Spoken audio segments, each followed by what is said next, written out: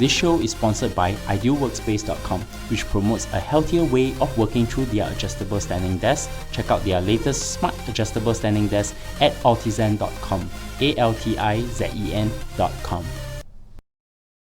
Welcome to Analyse Asia, the podcast dedicated to dissect the pulse of business, technology, and media in Asia. In this episode, I speak to Cheng from Cherubic Ventures in Taiwan, where she shared her investor's perspective on the Taiwan startup ecosystem and how she looked at founders and investments as an early stage investor. Hi Tina. Hi Bernard. How are you doing? Good. How are you? I am good. And you're based in Taipei, right? Yes. It's very hot right now, yes. And I'm talking to Cheng, partner from Cherubic Ventures. The reason why I got you here is because I want to talk about the Taiwan startup ecosystem with you and also what Cherubic Ventures is doing there from the investor viewpoint. Before I begin, I would like to get to know you better. How did you start your career? Actually, I first started working at an advertising agency called Ogilvy and Mather. It's part of the WPP group. That was my first, full-time job. At the time, my clients include Coca-Cola and some of the local brands here in Taiwan. I did that for a couple years, and then I decided to go to the States for business school. And then ended up working in Silicon Valley after I graduated from UCLA Anderson School of Management. And then, so I spent a few months working at Yahoo, which was really fun, actually. I ultimately decided to go into consulting and did that for a few years. And you know how in Silicon Valley, the holy grail is to go do a startup. So the entire environment really, it pushed everyone there to think, I have to, find my own company. And now working in a big company, it just an excuse to recruit, your co-founders or your future employees. So after, working in a consulting firm for about 3 years, I actually moved back to Taiwan to start an education startup with my friend.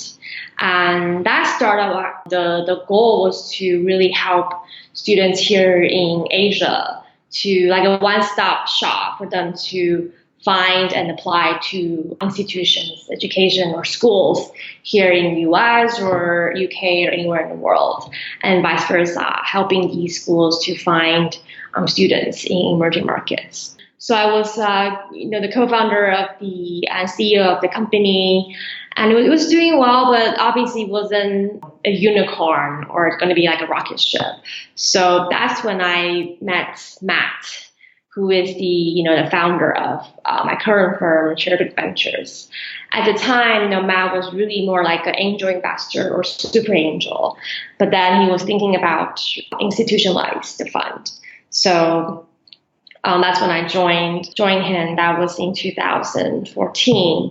I'm actually the first full-time person to join the fund and kind of help set up, the Taipei office, which is our fund's first physical office. And so that's how the whole thing, about doing VC actually gets started. So I would say, my career into the VC world is kind of like a accident. It definitely wasn't planning for it, but so far it's going well. So what's the transition from being an entrepreneur to being a venture capitalist? Because one is on the sell side and now you're on the buy side.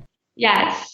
Well, I think because we are early stage seed fund, so we're actually dealing with a lot of founders. So the fact that I used to be an entrepreneur myself really helped me have that empathy. You can understand, what the founders are going through.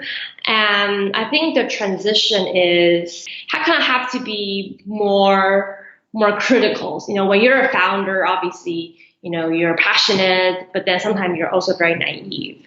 So after becoming, working in a VC for a few years now, after seeing, I'm talking to hundreds and hundreds of early stage startups, you can quickly pick up or kind of tell which team or which founding team are, more ready than some of the other ones, which are still kind of might not be ready to do their own startup, and which one are the really experienced one, or probably have a better shot at doing, their own startup. So throughout your career journey, what are the interesting career lessons you can share with my audience then?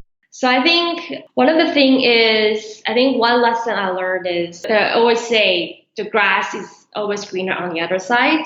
So for sure, when I was in Silicon Valley and wanted to launch my own startup, it was definitely kind of, obviously I talked to a lot of founders, but I don't think at the time I really took the steps to understand all the little details of what it really, entails to do, your own startup, to be a founder. Also I think back then most of the news or the coverage you see on, let's say, TechCrunch or some of the other tech news is more glamorous, right? But you don't really see the dark side or the hardship of being a founder. It could be actually really consuming, and that's definitely a lot of hard work, not just physically, but also mentally. So I think one of the career advice I will give to people is, a lot of time when people are thinking about switching industry or switching company, don't just look what's on the surface. Really go talk to people at that firm, or people who really can give you real and honest feedback. I think that's one of the key lessons.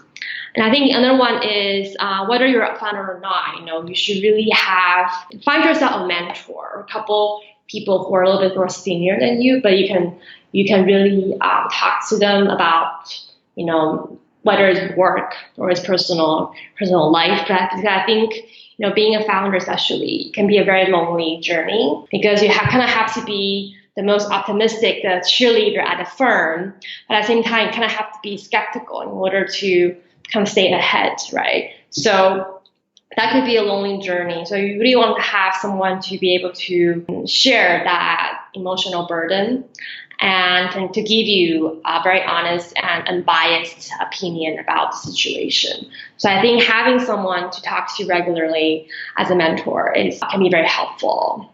And I think lastly, just very simple exercise.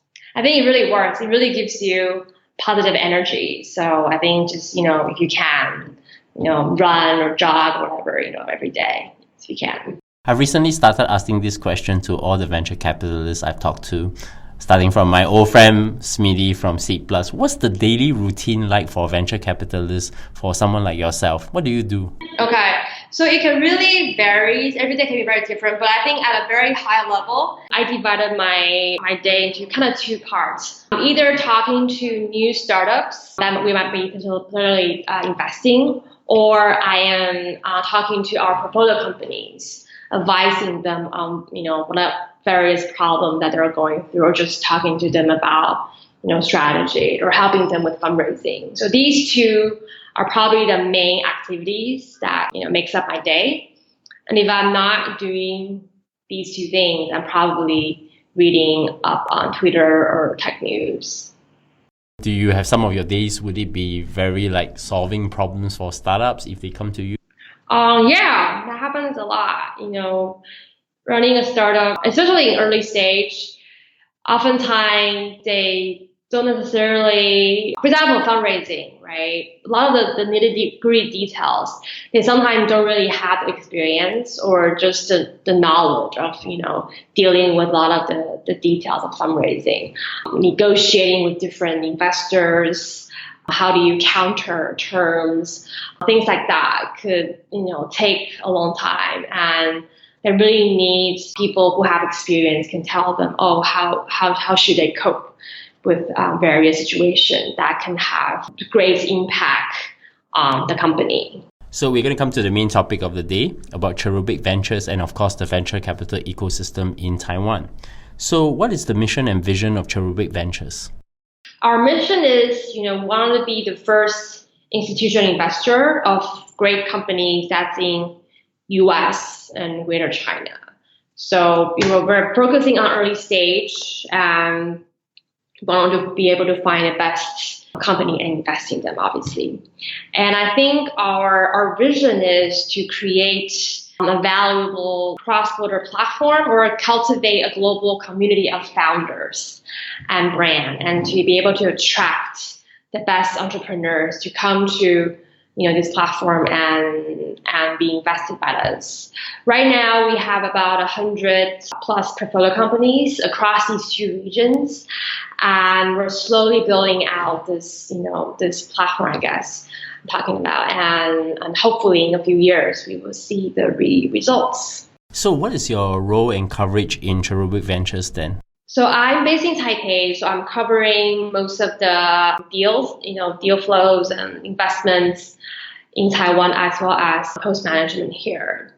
And I also sometimes chip in on some of the cross-border deals. For example, US company might want to come to Asia, and we can help them. We will probably help them connect with the right resources here in Asia. I'm very curious to know, because I know one of your partners have recently been featured on The Information. So can you talk about who are the key partners in the management team of Cherubic Ventures? Right. So there's three main partners: myself and Matt. Matt Cheng, he is the founder and managing partner of our fund, and he's the one you're referring to. Yes, recently he was featured in The Information, also Wall Street Journal. And the third partner is Snow. She is based in Beijing and looking after the investments as well as the portfolios in China. So do you have an investment thesis, and what are the verticals that Cherubic Ventures actually invest in? Right. So one of the investment theses we have in China, for example, is consumer upgrade. What that means is the rise of the Chinese middle class. Also, of course, the white-collar workers, they're now looking for a better lifestyle, and they're willing to spend more money on better things for themselves, for their children. They're spending money on education, on travel, entertainment, shopping. A lot of the investments that we do in China are aligning with this particular investment thesis. Another one that I think is also important is industry transformation. So, for example, one of the investments we have in the US is called Flexport. They are a freight forwarding company, and they're using software and technology to make the freight forwarding process much more efficient and modern. And so this is a classic example of using technology to really transform a very traditional and very closed industry, but a very, very large market and opportunity. So these type of, investment theses kind of help us and also guide us in some of our investment decisions. So how do you identify founders of startup to invest in? What are the key traits you look in them then? When we make our investments, a lot of deals or companies are actually referral from our trusted network of founders or investors or just very close friends. So I think there is a kind of heavy filter there to help us identify founders that are recommended by our trusted network. And some of the traits that we look for include, I think, obviously, number one, they need to have the domain of expertise of what they're trying to solve. We also look for a very balanced founding team members. So preferably, on the founders, they should have one person who is technical and the other person who is more savvy on the business side, or can bring product or industry knowledge. These are some of the key traits. It really depends. I think every team or every company is a little bit different. But I think what we like is when founders have those traits and when they are really, really passionate about what they're trying to solve.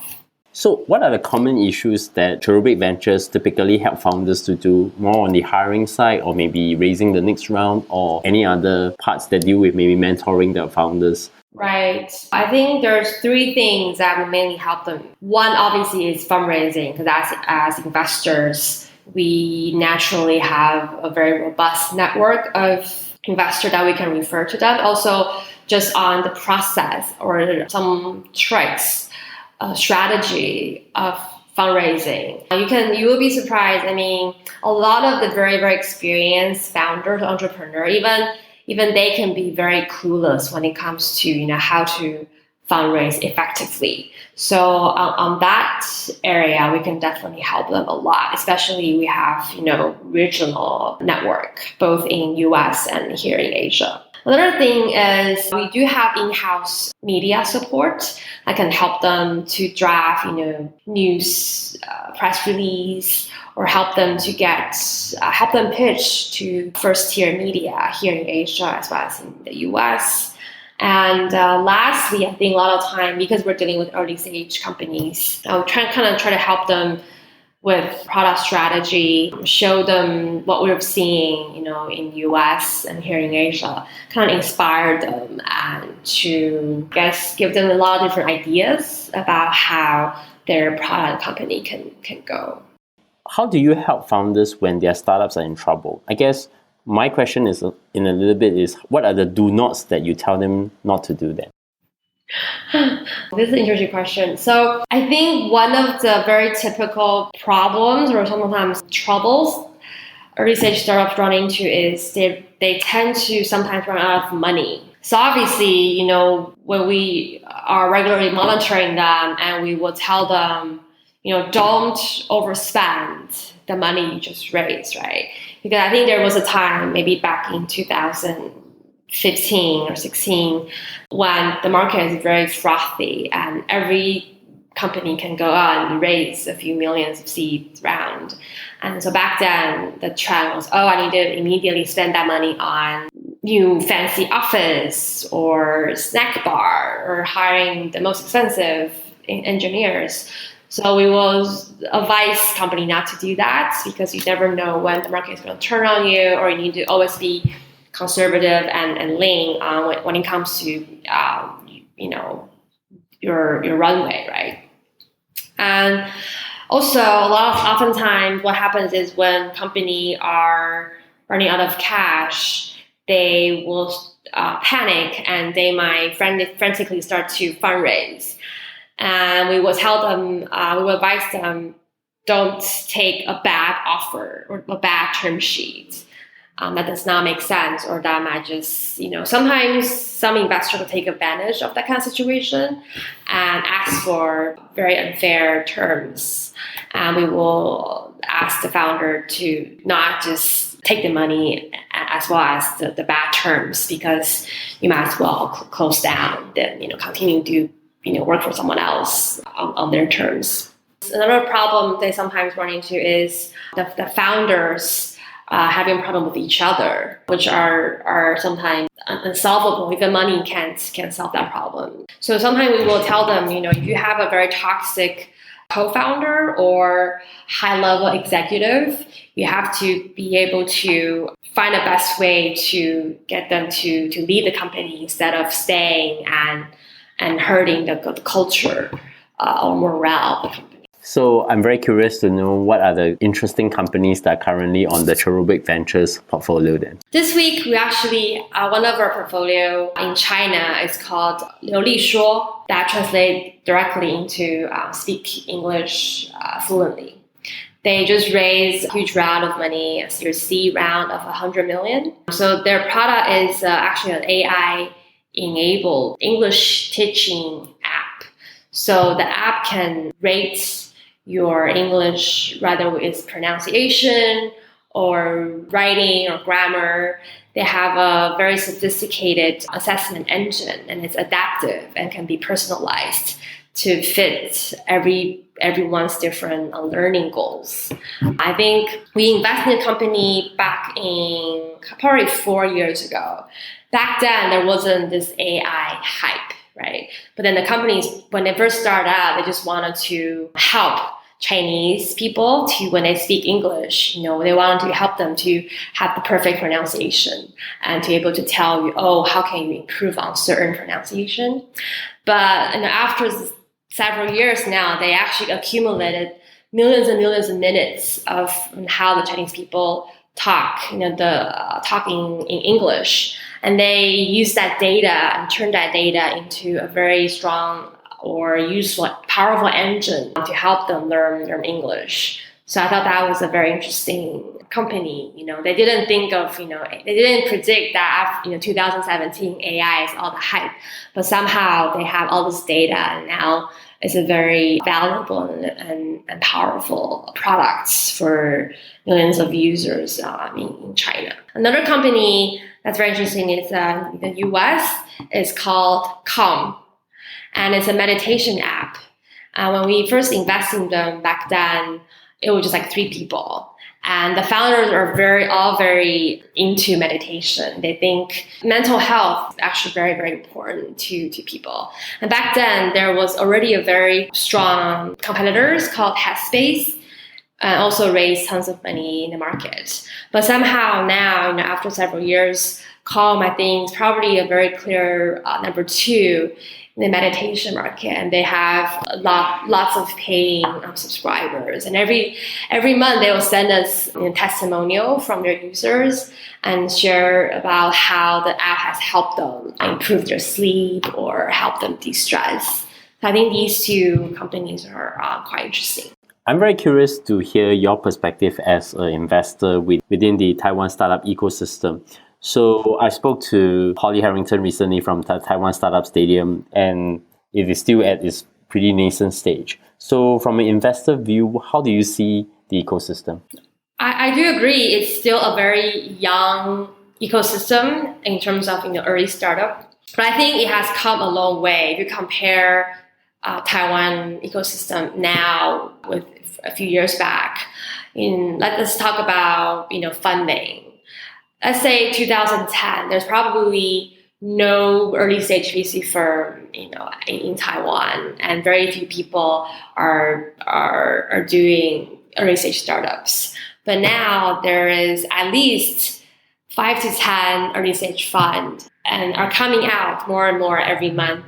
Also, the government launched several matching programs as well as direct investment programs. So on the funding side, there's definitely a huge boost from before. Also, the quality of founders have also improved. I think now we have produced several very interesting companies from Taiwan. Our portfolio, Pinkoi, for example, is a design marketplace. They're selling not just in Taiwan, but also in the US, Japan, Hong Kong, Thailand, China. And their investor is Sequoia, so it's like a first-year investor.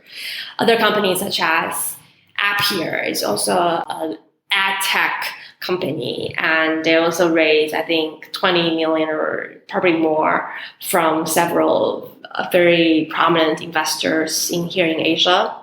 And also 17 Media. This is a live streaming app that is number 1, I think, in Taiwan and Hong Kong.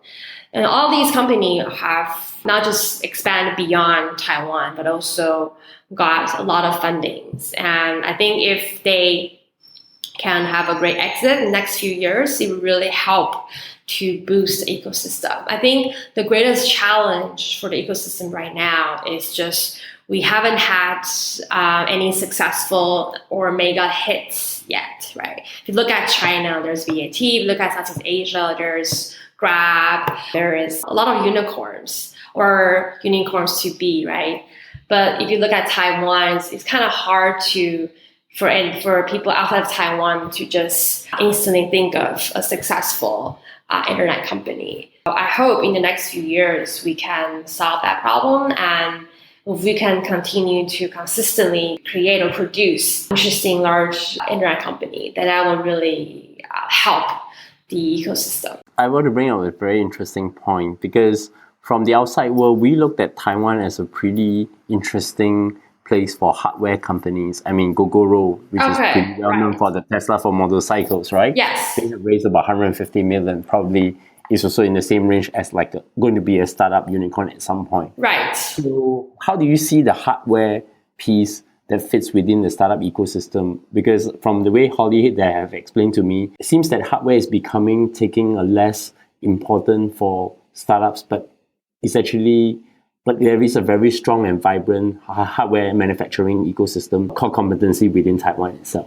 Yes, as we know, or as you know, hardware manufacturing has been the star industry in Taiwan, being the top OEM or ODM in the world. This is one of the strongest industry in Taiwan. So that capability and talent's definitely there.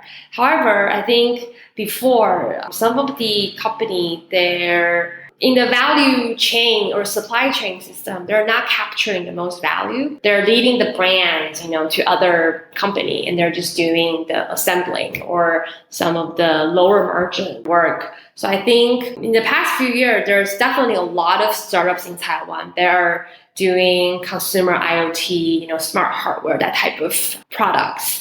However, I don't think there has been much success just because, hardware is so expensive to make, and especially in the consumer space, very competitive. So I think now people are a little bit, especially investors, a little bit hesitant, to put in money in consumer hardware products. I think that said, there is still a lot of opportunity in industrial IoT. And I do think Taiwan has an advantage around that area as well. For example, I don't know if you heard of Umbo CV. They're using AI technology, applying that to surveillance video. And I think they're targeting the US market, but using technology and talents here in Taiwan.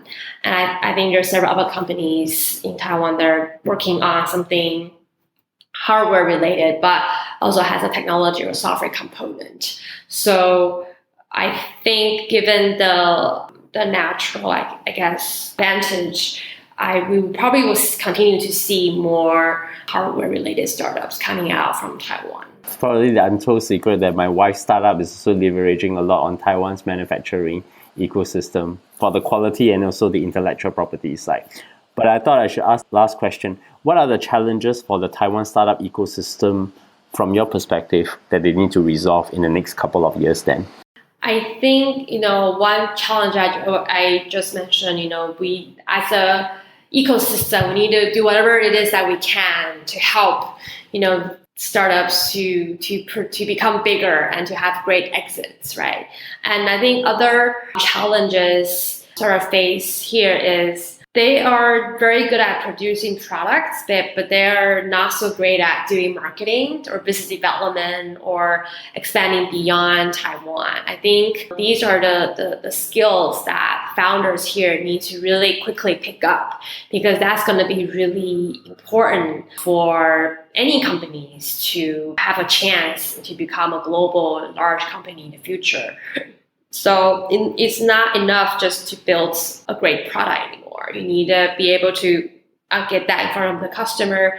You need to be able to raise a lot of money. You need to know how to convince different partners from different regions to work with you to push this product to different markets. So these multidisciplinary skills and I guess just understanding of how different markets work is something that a lot of the founders here that have not learned because they don't have any exposure to do that. So I hope in the next few years, we're already seeing, startups from Taiwan going to other places because they know they need to grow beyond the Taiwanese market. So I think if hopefully in the next few years, they can crack the code of expanding internationally, and we'll be able to see more Taiwanese startups getting success, not just within Taiwan, but also in other markets as well. So Tina, many thanks. How do my audience find you? You can find me on Twitter. My Twitter handle is Tina Cheng, is my name. You can also follow our company's Twitter, which is Cherubic VC. You can also connect me on LinkedIn as well. You can find me at bleung.com. Subscribe to us at Analyse Asia, ANALYSE Asia. You can find us on iTunes, Stitcher, SoundCloud, Acast, TuneIn, and of course Google Play in the US market. Recommend us on Overcast, give us a 5-star rating on iTunes, and of course, drop me a comment, whether it's on Twitter or anywhere else. Once again, Tina definitely will get you back on the show again, and thank you for coming on the show. Thank you, Bernard. Thank you for having me.